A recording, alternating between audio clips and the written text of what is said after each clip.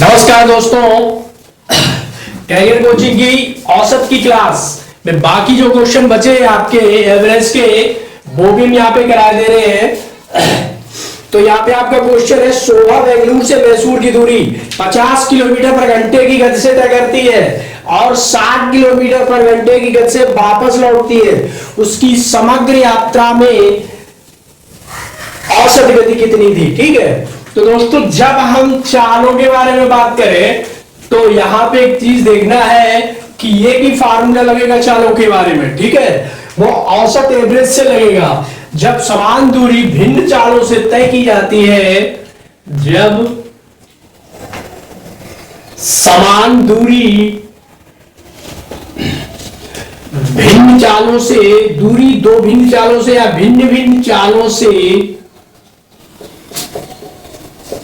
तय की जाती है,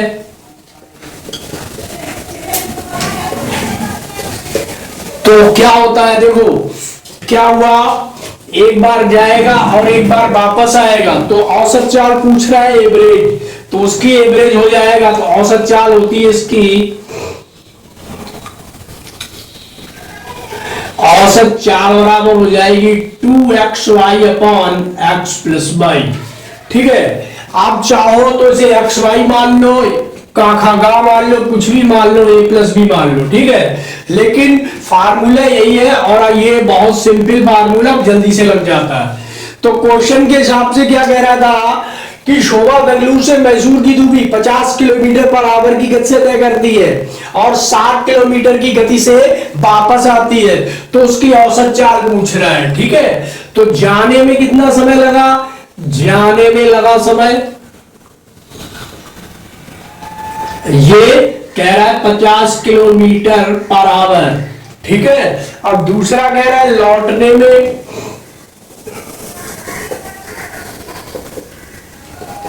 जो समय लगेगा, कह रहा है 60 किलोमीटर पर आवर। ठीक, अब ये कह रहा है कि इनकी एवरेज दूरी निकालनी है। फार्मूला रखा है, चुपचाप रख दो, 2 गुणे 50 गुणे 60 अपान 50 प्लस 60। कैलकुलेशन कर लो, आपका आंसर आपके हाथ में आ जाएगा। ठीक है, तो यहां पे सब कुछ मिला के करोगे कितना आएगा?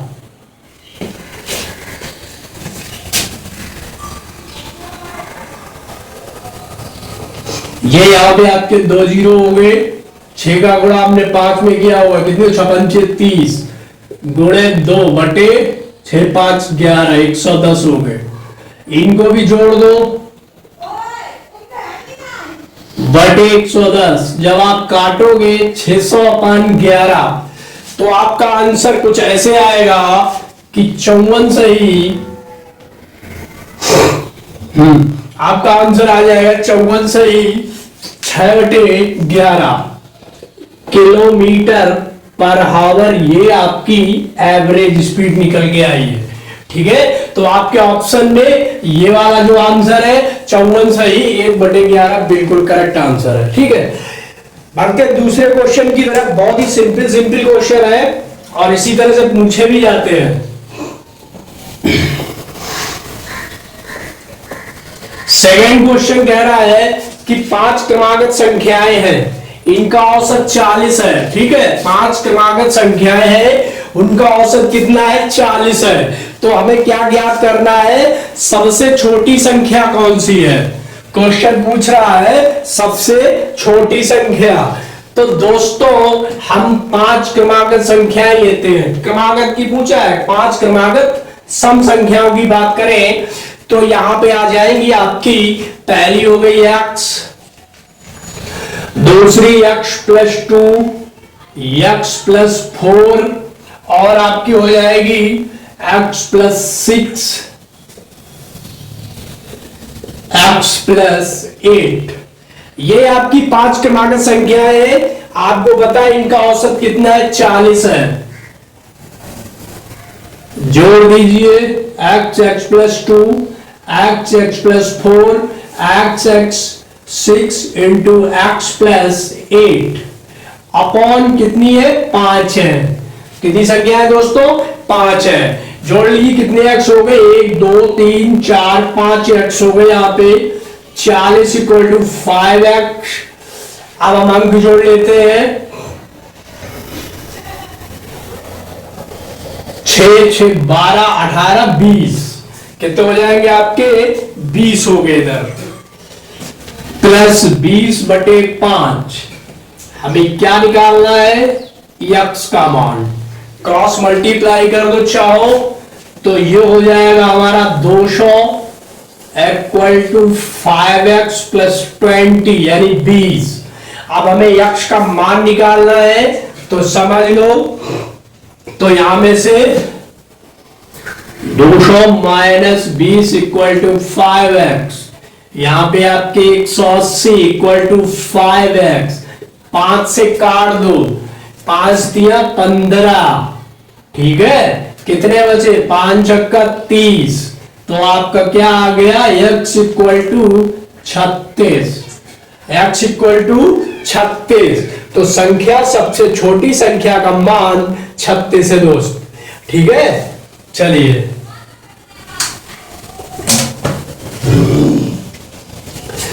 क्वेश्चन नेक्स्ट लेते हैं, इसी टाइप का है। कह रहा है एक कक्षा में 3 छात्रों के एक परीक्षा में औसत अंक 25 में से 18 है। 2 नए विद्यार्थी परीक्षा देते हैं, वह न्यूनतम अंक कितने हैं जो नए द्वारा प्राप्त किए जा सकते हैं, और यह अन्य छात्रों से कम हो तथा 5 छात्रों का कुल औसत बढ़कर 20 पहुंच जाए। चलिए, छात्रों के अंकों का योग कह रहा है कितने हैं? 3 छात्रों के अंकों का योग पहले निकालते हैं। छात्रों के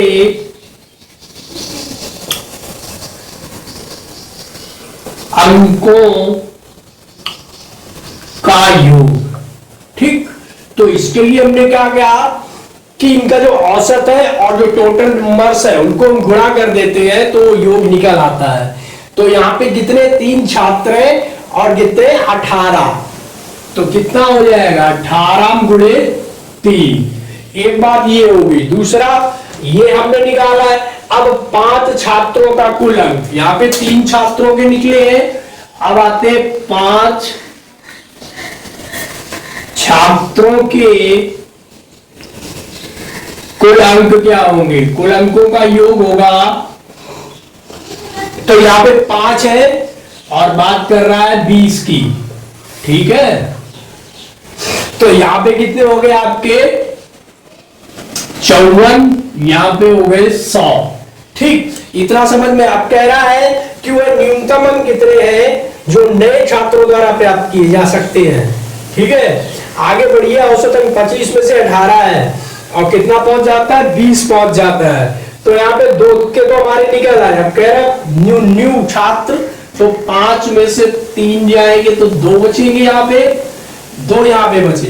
अब हमें 2 छात्रों के अंक प्राप्त करने हैं। क्या करने हैं? उन 2 छात्रों के अंक लाने हैं जो नए आए हैं, ठीक है। तो अब इनमें से क्या करना? घटा दो। 100 माइनस 54। अब इन 2 छात्रों के अंक आपको निकल के आ जाएंगे, तो यहां पे आपका कितना बचेगा? 46 बचेगा। टोटल कितना बचा? 46। इस क्वेश्चन को जरा ध्यान से समझो, थोड़ा घुमा के पूछा है। अब उन 2 छात्रों के अंक 46 बचे हैं, जो पूछ रहा है उस पे आते हैं। वह न्यूनतम अंक कितने हैं जो नए छात्रों द्वारा प्राप्त किए जा सकते हैं, और औसत अंक 25 में से 18, ठीक। अब यहां पे ये हमारे हो गए 25, ठीक। और ये बात कर रहा है क्योंकि ये क्या है? पूर्णांक है, तो पूर्णांक तो उतना ही रहेगा। अब 46 में से ये जाएंगे तो ये हमारे बचे 21, जो कि क्या है? न्यूनतम अंक है, ठीक है। कितने हैं? न्यूनतम अंक, और यही आपका आंसर हो जाएगा 21। वो न्यूनतम अंक कितने हैं जो नए छात्रों द्वारा प्राप्त किए जा सकते हैं? 21 है। कितने हैं न्यूनतम अंक दोस्त? 21, ठीक है। इसमें करना कुछ नहीं था। पहले क्वेश्चन एक बार और सुनो। एक कक्षा में 3 छात्रों ने एक परीक्षा के औसत अंक 25 है, में से 18 दो नए में 25 में से 18, ठीक, दो नए विद्यार्थी परीक्षा देते हैं, वह न्यूनतम अंक कितने हैं जो नए विद्यार्थी द्वारा प्राप्त किए जा सकते हैं? तो आपका आंसर आ गया 21, ठीक है। इसी तरह आगे क्वेश्चन की तरफ बढ़ते हैं। अगला कह रहा है कि एक कॉलेज है, ठीक, और कॉलेज में क्या हो गया? छात्र। तो कॉलेज के छात्र क्या कह रहे हैं? कॉलेज के छात्र कह रहे हैं कॉलेज के 3 समूह बनाए उन्होंने। कौन कौन से बनाए? G1, G2 और G3 में छात्रों की संख्या क्रमशः 20, 40 और 60 है। समूह G1, G2 और G3 द्वारा प्राप्त किए गए औसत अंक क्रमशः 50%, 60% और 70% है। कॉलेज के सभी छात्रों के औसत अंक कितने हैं? ठीक है, तो पहले हम निकालेंगे कॉलेज के 3 समूह है, G1, G2 और G3। G1, G2 और G3 हो गए। तो अब हम इनके क्या निकालेंगे? अंकों का योग क्या है? कह रहा है संख्या क्रमशः 20, 40 और 60 है। तो G1 के कुल अंक, G1 के कुल अंक कितने हो जाएंगे? 50 इंटू 20। G2 के कितने हैं? 40 है, ठीक है, तो इसके कितने हो जाएंगे? 40 गुणे 60। अब अगर बात करें G3 की, तो G3 के कितनी है संख्या? 60 है, ठीक है, परसेंटेज कितना है? 70 है, ठीक। अब इन दोनों का निकाल लो।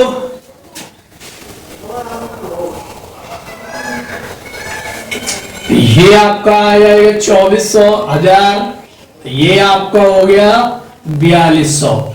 यानी सबको G1, G2 और G3 के टोटल हमने क्या किए? टोटल अंक निकाल लिए। अब अगर हम इन्हें जोड़े तो टोटल जोड़ के कितने आएंगे? 2 0 हो गए, 4 2 6, ठीक, 4 2 6 1 7, 7600 टोटल जो आए हैं G1, G2 और G3 के, वो अंक हमारे कितने आ गए? 7600, ठीक। अब कॉलेज के सभी छात्रों का औसत निकालना है, ठीक। तो अब हमें टोटल छात्र कितने हैं? देखो, कुल छात्र,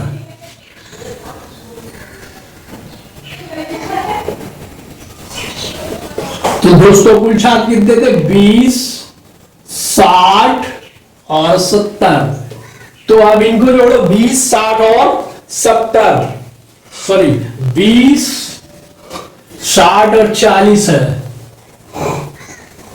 ये हमारा कितना है? 20, 40 और 60 विद्यार्थी, उल्टा लिखे थे, 20 प्लस 40 और प्लस 60। तो इनको जोड़ो, कितने आएंगे? 120, ठीक। तो टोटल छात्र कितने हो गए? 120। अब सभी छात्रों के औसत अंक, ये हो गई कुल संख्याएं, ये हो गई नंबर ऑफ, तो जोड़ लो, औसत बराबर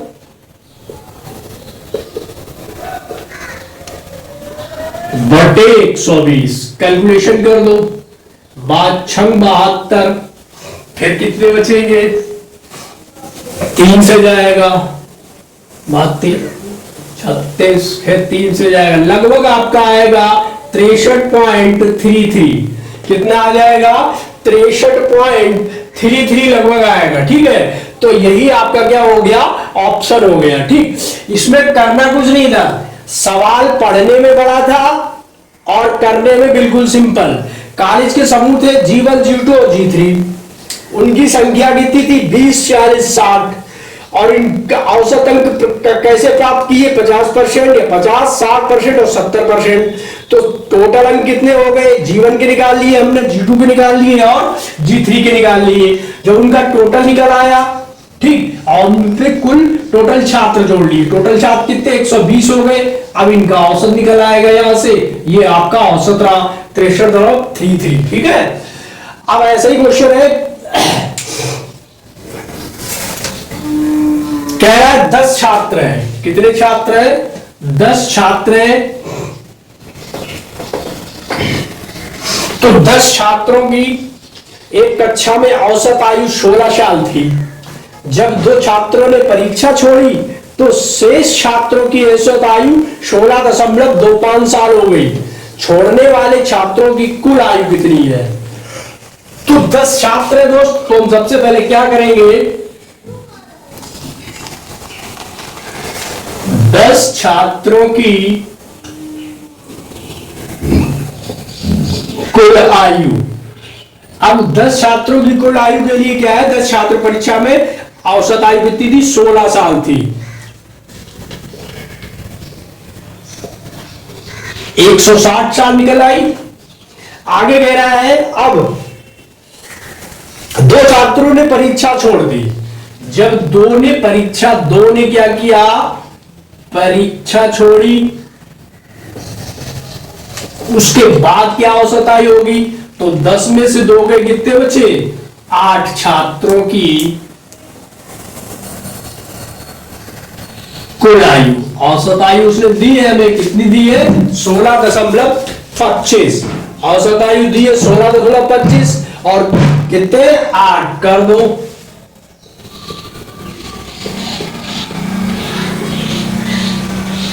तो आपका आ जाएगा 130।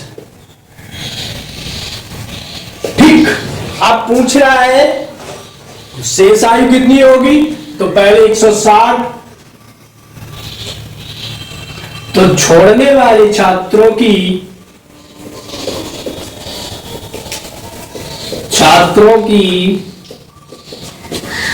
औसत आयु, ये क्या हो जाएगी, 160 माइनस 130 इक्वल टू 30। कितनी हो जाएगी, 30 वर्ष। जिन बच्चों ने परीक्षा छोड़ी उन 2 बच्चों की औसत आयु कितनी थी, 30 वर्ष थी। ठीक है, चलिए एक क्वेश्चन और है, दैट इज लास्ट।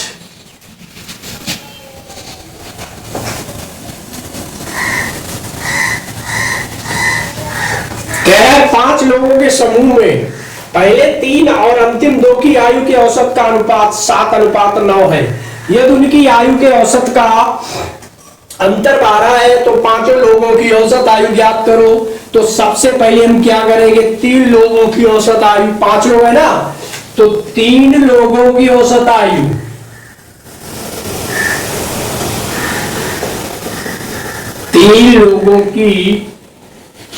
औसत आयु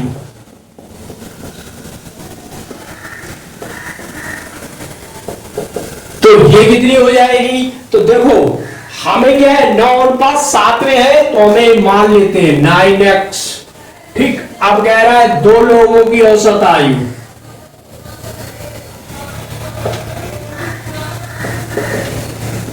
तो ये हो जाएगी 7x। अब कह रहा है कि इनकी आयु और उनकी आयु के औसत का अंतर 12 है, तो औसत आयु का अंतर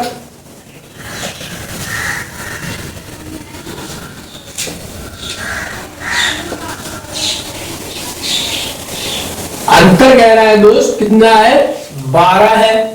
तो उनकी औसत आयु को अंतर कर दो, 9x माइनस 12 है, 9x minus 7x equal to 12। यहां पे कितने बचे, 2x इक्वल टू 12। तो यहां से में क्या निकलेगा, 2 छंग 12, x इक्वल टू 6 आ गया। x की जगह 6 आ गया, तो अब हम तो फटाफट आयु निकाल लेंगे।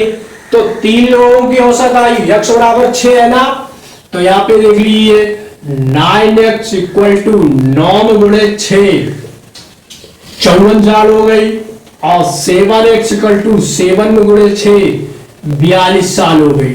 ठीक, इन्हीं का मान रख दो ऊपर।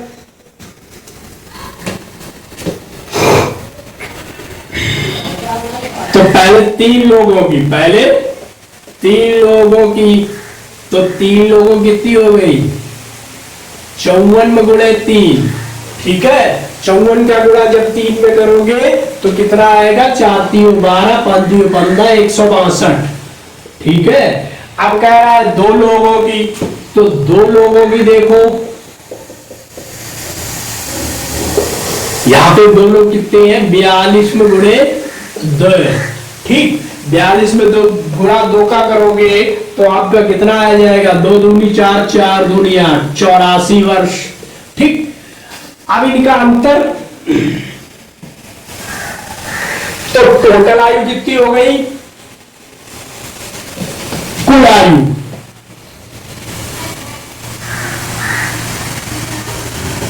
कुल आयु आपकी हो जाएगी 162 प्लस 84। ठीक है, कितनी हो जाएगी, 162 प्लस 84, तो ये आपकी होगी 246। अब हमें क्या रह गया, अब हमें मात्र इसके बटे में कर दो, तो 246 वर्ष हो गई। तो 5 लोगों की औसत आयु, यहां से यहां आना है, 5 लोगों की औसत आयु। दोस्त क्या हो जाएगी, 246 बटे 5, फटाफट कैलकुलेशन करके यही आपका आंसर हो जाएगा, और डायरेक्ट आपका आंसर बनेगा 49.2। कितना बनेगा, 49.2 वर्ष। ठीक है, ये आपका हो गया आंसर। तो हमने क्या किया, हमें सवाल में दिया था कि इसकी औसत आयु जो है 7x है और 9x है, इनके मतलब अनुपात में दिया था, इनकी आयु का अनुपात कितना था, 9:7 था। ठीक है, तो हमने मान लिया कि इनकी आयु 9x है और 2 लोगों की आयु 7 यानी 7x हो गई। ठीक है, आगे उसने कहा इनकी आयु का अंतर 12 है। ठीक है, तो जब आयु 9x है 7x है तो 9 - 7 यानी कि 12 है। ठीक है, 12 है, बिल्कुल जैसा सवाल कह रहा है। ठीक, तो हमने यहां से क्या मिला, हमें यहां से x मिल गया। ठीक, अब जब हमें x मिल गया तो 9x और 7x में हमने क्या किया, x की वैल्यू रख दी, जो एक्यूरेट हमारी चीज आ गई। ठीक है, अब उसने कहा 3 लोगों की कुल आयु, तो कुल आयु यहाँ पे आपकी 162 वर्ष निकली और 2 लोगों की कुल आयु यहाँ पे 84 वर्ष निकली। तो टोटल क्या, टोटल हमने इनकी आयु जोड़ी, 3 और 2 कितने, 5 लोग हो गए, 46 वर्ष निकली। और वो यही पूछ रहा है कि 5 लोगों की औसत आयु क्या है, तो 5 लोगों की औसत आयु आपके सामने फार्मूला है, आंसर है। ठीक है, तो इस तरह से आपके औसत के जितने भी महान सवाल थे या जिनसे डर लगता था वो आपके लगभग समाप्त हो चुके हैं। अब नेक्स्ट टर्म में हम नेक्स्ट चीज लेके आएंगे, लेकिन साथ में औसत भी आएगा। नमस्कार दोस्तों।